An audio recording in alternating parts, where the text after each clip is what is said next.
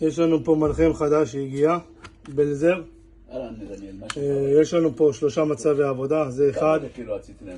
יש פה כפתור, אתה לוחץ, מעבירים ל2, עוד כפתור, 3. יש לנו מנגנון בטיחות, אנחנו לא יכולים ללחוץ על המפסק לבד, אנחנו צריכים להזיז אותו לצד, ללחוץ ואז הוא נדלק. יש לנו עוד מנגנון, לוחצים על הכפתור פה בצד ואז הוא ננעל. אפשר לעבוד איתו רגיל. פה בצד יש לנו מעבר מ-1, 2, 3 ו-4, זה העוצמה של הבהירה. אנחנו יכולים להסתכל. יש לנו פה עוד משהו אחד, יש לנו פה אפשרות לעבוד מלחם ואפשרות לעבוד להבה. מזיזים את הכפתור ללהבה, נדלק להבה. אוקיי? ומה שבאמת מיוחד במלחם הזה ובבלזר הזה, זה שהוא מגיע עם עמדת סטנד, שניתן לעבוד איתה במגנט. אני אראה לכם עכשיו.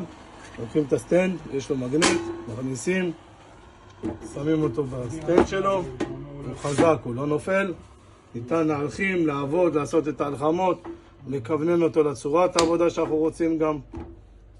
וזהו.